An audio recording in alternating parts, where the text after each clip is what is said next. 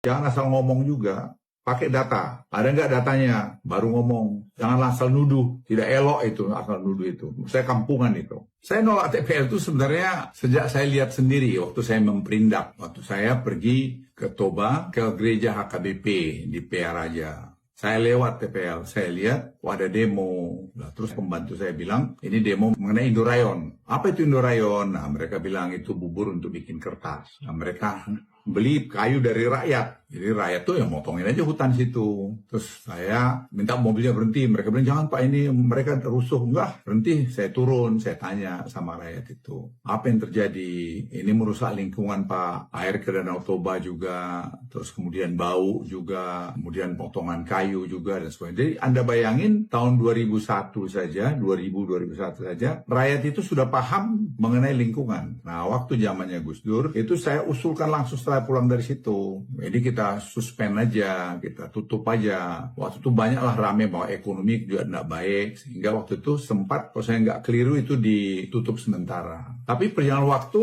itu dibuka lagi karena lobbynya itu luar biasa. Sehingga bukalah itu. Dan situlah menurut saya pemotongan kayu. Kalau diurut nanti, foto satelit kan bisa dilihat. Betapa zaman itu sebenarnya kerusakan yang paling besar hutan di Tapanuli adalah karena TPL ini, Indorayon ini. Jadi saya waktu menghadap Presiden, saya laporkan kepada beliau bahwa menurut saya Pak Presiden, karena sekarang Bapak sudah memerintahkan untuk membuat genome sequencing dan menjadi seeding industry, pabrik bibit untuk hortikultura di humbang hasil hutan, ya sekalian aja Pak di relinquish tanahnya TPL itu, sehingga petani bisa kerja di sana, rakyat. Jadi menurut saya nggak ada gunanya itu lagi Toba Pulp di situ. Dan Toba Pulp itu sudah cukup itu. Itu kan sebenarnya nggak benar. Dan kalau ada orang nuduh saya punya saham mana? Tunjukin. Saya tidak pernah punya saham kecuali di perusahaan saya, yaitu Toba Sejahtera yang saya buat sendiri. Di situ ada Kutai Energi, satu-satunya yang punya IUP yang saya dapat tahun 2003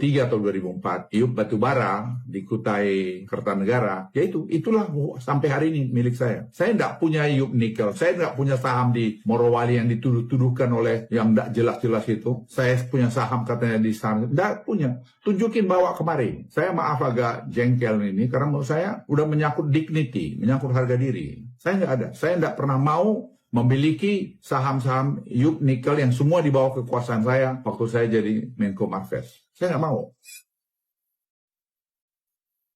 Bukan hanya menentang, saya saran pada Presiden untuk dicabut. Masa kita dikontrol oleh satu orang aja yang mengontrol hampir 200.000 hektar tanah di sana? Ya nggak benar lah, saya setuju banget dengan Presiden. Itu orang-orang kaya yang menikmati hasil bumi kita, tinggalnya di luar, bawa duitnya keluar. Apa yang kita dapat? Ya kerusakan ini yang kita dapat. Saya sangat setuju sama pikiran Presiden mengenai. Tapi saya juga mengimbau, kita yang pejabat-pejabat tinggi, jangan asal ngomong juga.